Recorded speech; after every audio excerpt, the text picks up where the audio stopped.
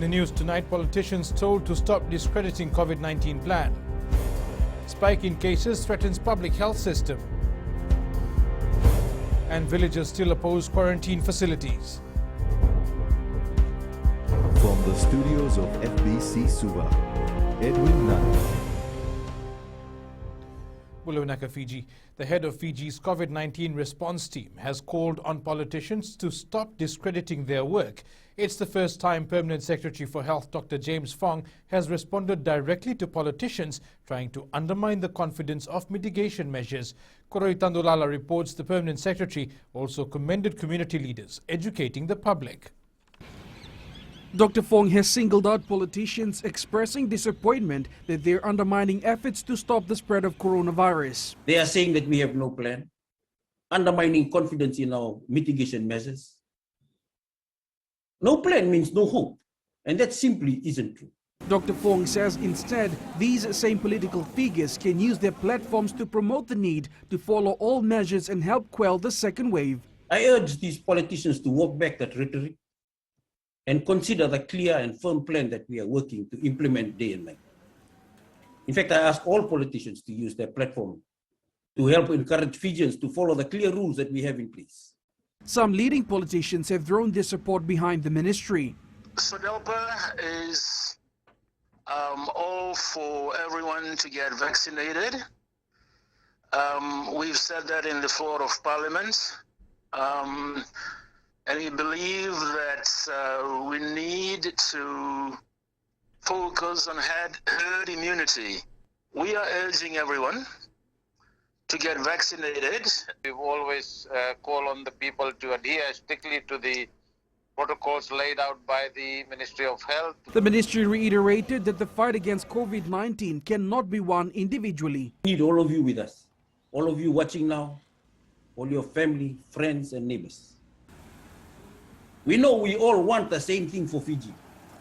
A Fiji where we can live our life without fear of this virus again. The ministry says eliminating COVID-19 from our community needs a concerted effort by all Fijians, government organizations and communities. Koroi Tandulala, FBC News. And Koroi joins us live now. Koroi, what are some of the concerning posts we've seen from politicians? Edwin, with a lot of Fijians now present on social media platforms, the Permanent Secretary for Health is calling on politicians who have huge social media followings to encourage their followers to follow the COVID-19 measures and protocols in place. Dr. James Fong is also calling on politicians to be part of the solution in the fight against COVID-19 and not contribute as, adding to the problem that is already at hand. Earlier this month, a certain opposition MP called on government to move towards natural treatment in the fight against COVID-19 rather than the COVID-19 vaccine, which is AstraZeneca. The ministry says these types of comments is affecting their work and leaders must unite now more than ever in the fight against COVID-19. A certain opposition MP has also taken to social media to scrutinize and criticize the work by the Ministry of Health, undermining its mitigation phases and initiative, saying that the ministry does not have the capacity and the capability to curb the virus. Edwin, the Permanent Secretary for Health, also reiterated that the fight against COVID-19 needs a united front and we cannot win this fight alone. Edwin. Naka Koroi. Officials have warned that the continued spike in COVID-19 cases threatens public health systems. Fiji recorded a high of 105 cases on Sunday and 89 cases last night. Chief Medical Advisor Dr. Chemesa Tundravu stresses the trend will only dip if everyone diligently pursues all COVID-safe measures. Ritika Pratap reports. The war against the deadly virus can only be won if everyone plays their part. We must not let the number of COVID cases surpass a capacity of health service to cater for sick people. Otherwise, this will make our work even harder. The national 7-day daily test positivity is continuing to increase, standing at 2.1%. For the last 7 days, the ministry is averaging about 65 cases per day. So all indications are that while we are testing at a very high level and we're continuing to contact trace, we are seeing increasing community transmission within the Sumo containment zone. And our case numbers will increase, as the Permanent Secretary has mentioned. Permanent Secretary for Health Dr. James Fong says while most cases are linked to known clusters, they do not always denote a location. Someone can be linked to a cluster but live in a different part of Sumo than the case that they are linked to. And there are certainly cases beyond these clusters we have not identified. Dr. Fong warns the risk of the virus resides everywhere in the Central Division, and they strongly suspect that cases exist in other areas of Viti Levu. Ritika Pratap, FBC News. And Ministry of Health teams are visiting villages along the Coral Coast, holding discussions with those who are against resorts being used as quarantine facilities. Yesterday, at least 8 villages in Singatoka displayed placards and banners to raise concerns against any COVID-19 facility in their area. Felipe Naikaso has more. Minister for Health Dr. Ifremi Waganambete told FBC News that his team has been out since yesterday raising awareness on how the resorts will be operating as quarantine facilities. Dr. Waganambete says the priority is to ensure villagers and residents of Singatoka understand that their safety is paramount when COVID patients are brought over. However, this hasn't changed the minds of villagers who are still opposed to the idea. Singatoka is still a COVID-free community. So what people are more concerned about is our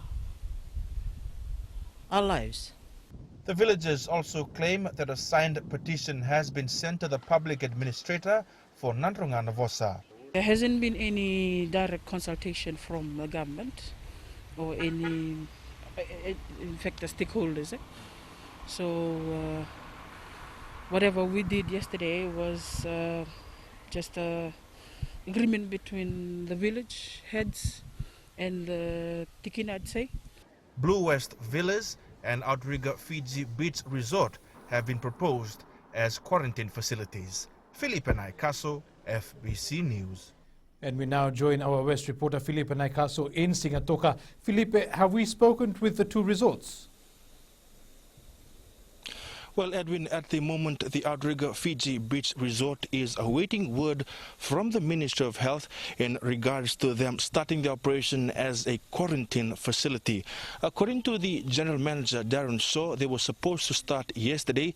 However, they've been advised by the medical teams that they will start a bit later, as that they were doing, they were currently talking to a few villages along the Coral Coast. Also, the Blue West Villas owner, Craig Delamere, has told us that they've taken all the precautionary measures. He also claims that there is a lot of fake news being spread in regards to how the operation of the facilities will run. Delamere has also welcomed the villagers along the Coral Coast who are against them being a quarantine facility to come and do a site inspection and see firsthand the proactive steps they've taken to ensure the safety. He says their main concern also and their main priority is the safety of the villagers and the residents of Singatoka. Naka Felipe. Health officials are working towards mitigating the adverse impacts of COVID-19 and believe the virus can be contained. Permanent Secretary for Health Dr. James Fong says cases are expected to increase due to the natural history of pandemics. Kritika Kumar reports. Fiji Emergency Medical Assistance Team is a contingency plan that has given the ministry the ability to mitigate the adverse effects of the virus. You can see our contingency on the ground now. We've got FIMET. We have the ability now to turn whole of CWM into an actual COVID hospital, or at least a significant portion of CWM into a COVID hospital, which allow us to mitigate the adverse effect of COVID-19, which is severe disease, hospitalization, and death.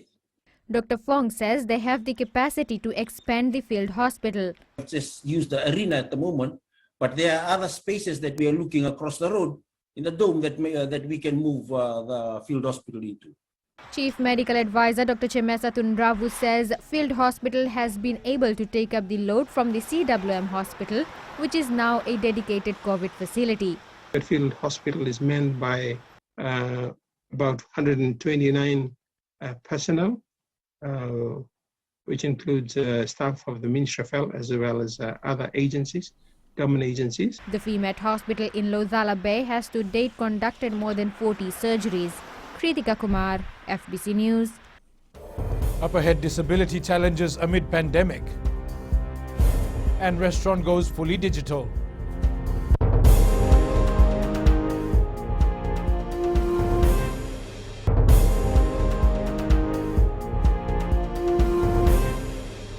Welcome back. Extensive discussions are underway to facilitate travel from red zones to green zones. In many instances, people have been away from their loved ones because they are stuck in Vitilevu. Kritika Kumar reports the Health and Transport Ministries are mindful of this. The two ministries will be working closely to assist Fijians who wish to reunite with their families outside of Vitilevu. They want to go back home. I'm sure we all understand that. The ministry with MCTTT, Ministry of Maritime and Rural Affairs, and Ministry of Itauke Affairs have put together a number of protocols to ensure that protocols of safe travel, including a safe 14 days of quarantine, are fully adhered to. The Ministry of Health also stresses that these will be carried out under strict measures. The Permanent Secretary for Ministry of Transport says the red to green zone movement is complex as they will have to think about quarantine.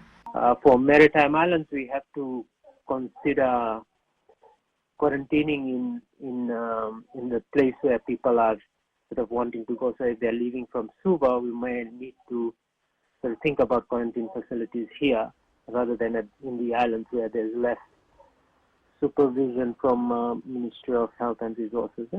Over 8,000 Fijians have registered to return home since the announcement on May 29th, and movement from non-containment to containment zones by land and sea has commenced. A phased approach is being taken, therefore, only Fijians registered to move from non-containment to containment zones will be permitted to travel at present. The movement is for permanent relocation only. Kritika Kumar, FBC News. The Ministry of Health continues to receive equipment to help boost COVID-19 response capabilities. Permanent Secretary Dr. James Fong is confident in their contingency plan and acquiring certain equipment. Dr. Fong says at least 40 ventilators are being used in hospitals around the country and more are expected to arrive soon. He says they are liaising with the incident management team on meeting certain needs that will help them in the fight against COVID-19. We've opened up a number of spaces already. We do have a large number of airvos. I mentioned that we had about like 80 plus airvos, and then we've got a couple more that's sitting in reserve. We've got more than 10, 15 more airvos that we can bring into use. The Fiji Disabled People's Federation is addressing challenges faced by its members during the COVID-19 pandemic. Manager Lanieta Tuimambu says through assistance from stakeholders, they are now providing food ration and personal protective equipment to members. Koroi Tandulala reports. The Fiji Disabled People's Federation says the challenges include access to services. In terms of movement, there's still a lot of fear with us, because we also need to travel with our support persons, our personal assistants, our carers, and with the restrictions of movement, we have to really make good decisions on what time to access the supermarkets, even to get medicine from the pharmacy. She adds there are also ongoing issues around food security, and they're working towards addressing these. This week we are providing 200 food rations to persons with disability within the Central Division, right up to within the Suva to Nosori corridor, and Tailevu South, Tailevu North and Rewa. And we are also hoping to support those in the West, in the These are challenging times, and I am grateful for the continuous assistance of the Fiji Disabled People's Federation for their continuous support in providing food rations and proper PPEs. The Federation is also networking with other stakeholders to support members in other parts of the country. Koroi Tandulala, FBC News. Grill's Restaurant and Bar in Lodhala Bay, Suva is one of the first restaurants to go fully digital. Apanisa Wangai Rondovu reports the restaurant turned to e-commerce to keep business running while ensuring the safety of customers and employees. Grill's restaurant has had received over 3,000 orders since slowly moving online in April, and as of yesterday, they are fully online. We are generally overwhelmed with the response we are getting from the people. I mean, I didn't expect. I was very skeptical that I don't know, is online payment going to work? But it has really made a difference already. Kumar said the move has allowed 15 employees to keep their jobs. We can't just sit back and watch. You know, we need to do something on our own, and that whatever we are doing can be of assistance to everyone around us. We encourage all businesses to make this type of investments and pivot their businesses and operations towards becoming more responsive to the present situation. Kumar says their system allows for easy tracking of staff movement in the event someone becomes a close contact of an active person. He assures the operations adhere to COVID-19 safety measures. Apanisa Wangai Rondovu, FBC News. Coming up in world news, England lockdowns extended. And later in sports, Mbotia to lead Flying Fijians.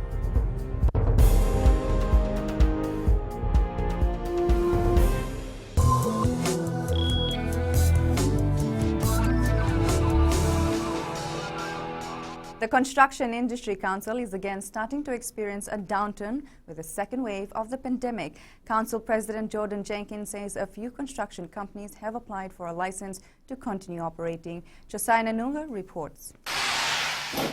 A number of construction and building projects have been suspended with raw materials running out, which has affected the industry. But the industry is still in a sleeping mode, as you might say. So we would hope things improve later on in the week or within the next week or so. As far as we're concerned, there have been great losses because there's been no activity.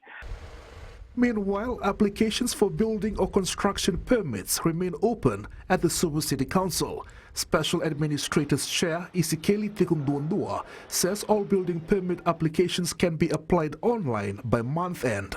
Despite the restriction that we have, we are still processing business license. So we want to send out the message again. Business license, building permits, please, we are still open. We will be encouraging this because there's no point in waiting. The industry plans to readjust its approaches post-COVID-19 period to assist over 200 construction companies that are part of the council. Josiah Nanunga, FBC News. Here the local exchange rates are set early this morning. Declines for the Fijian dollar as it weakened against the Aussie and Kiwi dollars as well as the euro and the PNG kina. It gained ground against the other international currencies we cover. On the commodities market, crude oil rose, closing at just over $71 a barrel. Gold also rose at $1,868 per ounce, and silver was also up at $28.01 per ounce. And we now join Sinifa from HFC Bank to give us the latest from the money markets. Good evening. In the latest news, the Reserve Bank of Australia's June 1st policy meeting minutes were released this morning. It showed that key concerns were discussed, which could drive significant changes to the central bank's position of stimulus measures at its next meeting on July 6. The RBA said a return to full employment was a priority for monetary policy, as this would assist in achieving its target of bringing inflation to within a 2 to 3% range. In New Zealand, median house prices rose further last month, according to the Real Estate Institute of New Zealand. This was spurred by a shortage in supply, despite measures by the government to cool the market. Meanwhile, the US dollar drifted below a one-month high compared with major peers. This came ahead of a much-awaited Federal Reserve meeting that could signal a change in the outlook for U.S. monetary policy. The Fed's two-day policy-setting conference kicks off tomorrow. Traders will be waiting carefully for clues on when policymakers will start tapering dollar-depreciating stimulus. But for now, that's all from your HFC Bank. Vinaka. Fijians in lockdown areas and squatter settlements in the Central Division and Nandi will be given Dalo suckers from tomorrow.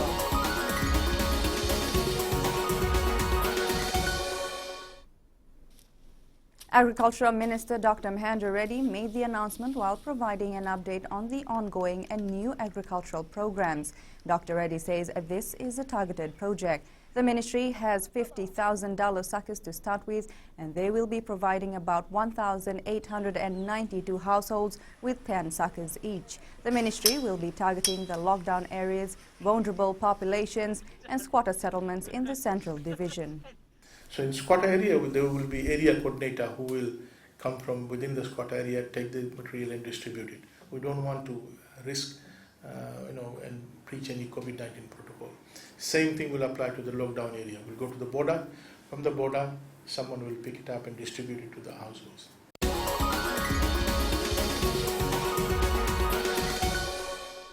And that is the latest from my end. But coming up after the break, student turned market vendor in the face of COVID-19. Stay with us.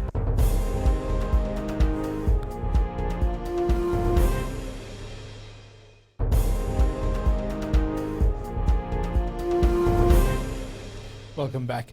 The Ministry of Environment says the extensive lockdowns in many developed countries has brought some positives.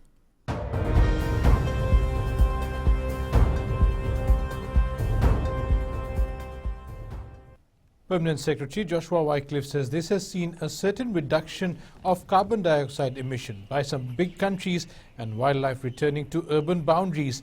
Wycliffe says while the partial lockdowns in Fiji may not have made a significant impact, small reductions in carbon dioxide emissions do help. The pollution levels come down. I mean, India was an example. People are able to see Taj Mahal from another state because the skies were clear. So yes, there is a positive impact when there are less, when there's less pollution, when there is less human intervention.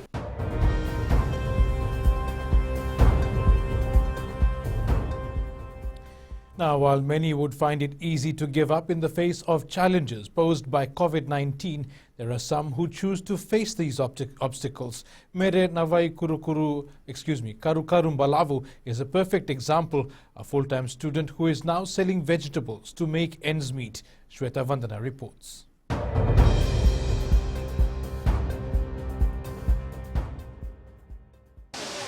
While most of us are in bed, Navai Karukarum Balavu is up at 4 a.m. every day so she can be at the Suva carrier stand early to buy vegetables that she later sell at the Langere market. Around 6 o'clock the market opens, so our day at the market starts at 6. And the market closes at 4, and after closing at 4, this is what we do. With our leftover vegetables, we come and sell outside. She is an education student at the Vuilevu Training College, and since studies have gone online, she spends most of her time at the market. In the afternoons, after school, I come and sell vegetables till closed down there. But during the school holidays, this has been a full-time job for us to trying to make ends meet in this hard time. Although sales are low because of COVID-19, Navai Karukarum Balavu remains optimistic, showing up at the market every day. Since this COVID lockdown, life has been a little bit difficult and a bit more expensive for us. Like traveling, and the prices of the vegetables have gone up and we have less supply now. Mera chooses not to give up in these trying times, and the pleasure to serve customers is what keeps her going. Shweta Vandana, FBC News.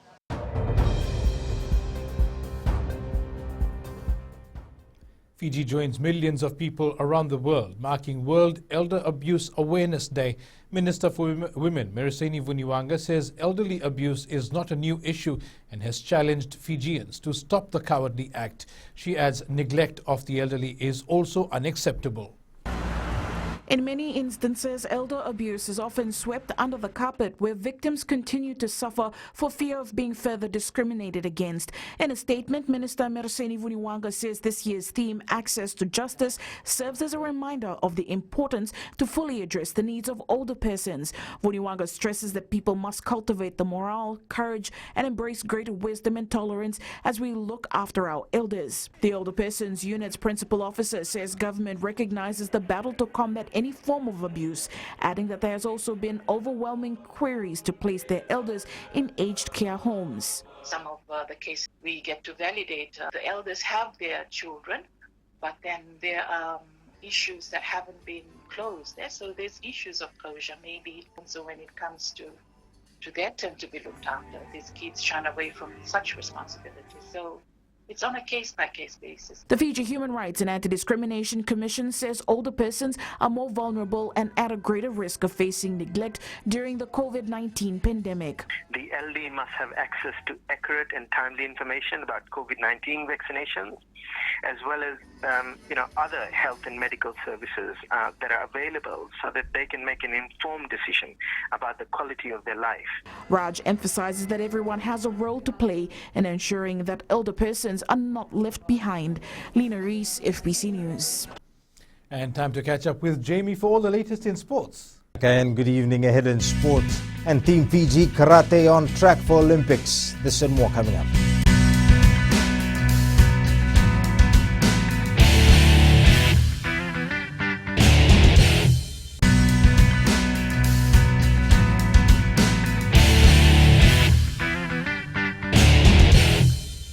Super Rugby players Manasa Mataele and Moses Sorovi are two of the 8 new faces in the Flying Fijians' 33-member squad that has been announced to take on the All Blacks next month.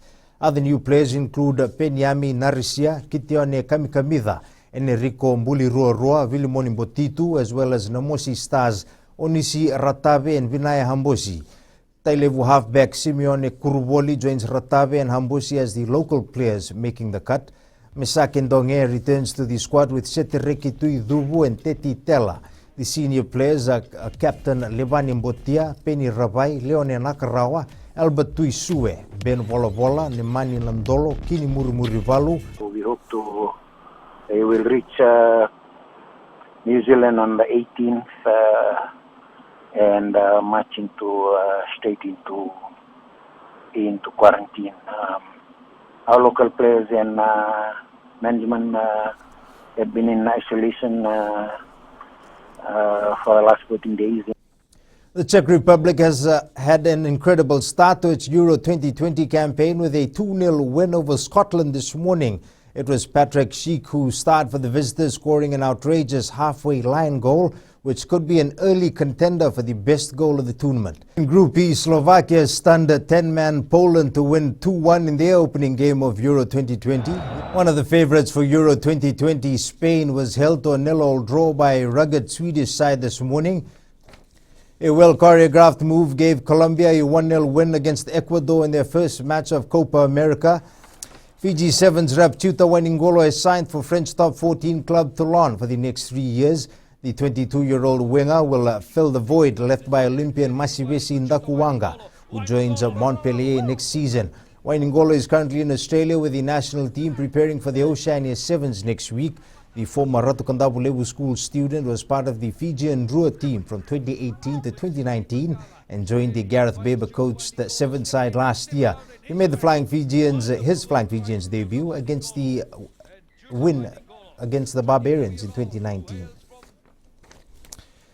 The support from Fiji Mbati players for the Kaiviti Silktails has been a great boost for the players. I just love that, that their fellow countrymen are over here playing in this competition, putting their best foot forward week in, week out, because even past players, probably not present players, past players I've spoken to that's seen how the program runs and how successful it's been so far. I could only wish that, like 10 or 15 years ago, that they had the same opportunity. Karate Fiji's Olympic hopeful Tevita Tawaningona Tawamundu is well on track for the Tokyo Olympic Games. Tawaningona Tawamundu competed over the weekend at the World Karate Federation Olympic qualifiers in Paris, France. Venina Rakatonga has more. Although unsuccessful at the qualifiers against USA's Scott Thomas, Tevita will fight for a spot from the Oceania region. So it really gives Tevita a positive outcome from that trip to Budapest, and so he's on his way back to Australia so that he can have the opportunity to get some more training before going to Japan. While Tevita still has a chance, he will continue training in Australia before he heads back on the 8th of next month. This is what he intended to do, but he didn't know whether it was feasible in regards to flights and so forth. But fortunately, he will be able to go to Australia to do some more training. Fiji Association of Sports and National Olympic Committee Chief Executive Lorraine Ma commended the athletes who have come this far in trying to qualify. I really take my hat off to these athletes who, maintain their focus right throughout all this time. And I just wish them all the best in this last qualification period. There are 38 days left to the much anticipated Tokyo Olympic Games. Venina Rakautonga, FBC Sport.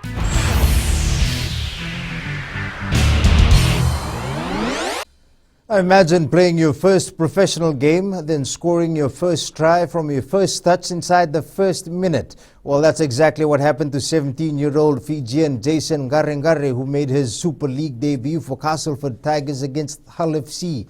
This fairy tale debut try also making a few headlines in the UK at the moment. A quirky sport of the day, buzzer ball, which is basically volleyball on steroids. Buzzer ball combines elements of volleyball, football and gymnastics with music into a sport. Coming up in Weird and Wonderful, a UK zoo celebrates the birth of a critically endangered lemur. Edwin will have that story and more after the break, but for now, that's it from sports.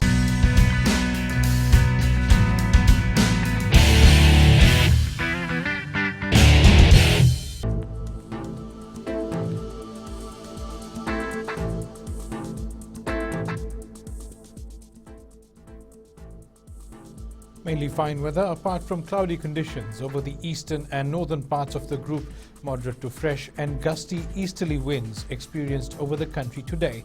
In the west, fine apart from isolated afternoon showers, cool at night. Eastwards from Pacific Harbour to Suva, cloudy periods with some showers. In the north, cloudy periods with some showers and isolated thunderstorms possible. At sea, east to southeast winds 15 to 20 knots, moderate to rough seas, moderate southeast swells. The next high tide is at 10:14 tonight, with low tide at 3:54 a.m. tomorrow. Sunrise is at 6:38. For tomorrow, cloudy conditions and isolated thunderstorms expected, and the outlook for Thursday, cloudy periods with brief showers over the eastern parts in the interior of larger islands, elsewhere fine, apart from afternoon or evening showers. And in Fijian Pulse, we ask what should be done to Fijians who breach cordoned off areas in restricted public facilities.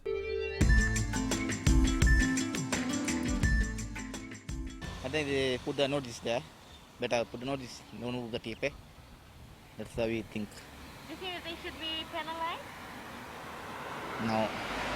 I think it should be people should be charged for it, because every citizen has their part to play. So if you have to think of other people, not just yourself. It's totally with 11 lockdown. 1 month, that's it. And recapping our main stories, politicians told to stop discrediting COVID-19 plan, spike in cases threaten public health system, and villagers still oppose quarantine facilities. For these stories and others, tune into our sister radio station Gold FM. To our poll question, this week we are asking, do you prefer online shopping during this pandemic? Visit our FBC News website to answer. You can also send us newsworthy pictures and videos. Email fbcnews@fbc.com.fj or share it with us via our various social media accounts. You can also download our FBC app to keep updated with the very latest in news and sports and listen to our 6 radio stations live. That's your news this evening. I'll see you again tomorrow. Until then, stay safe. Modemanda.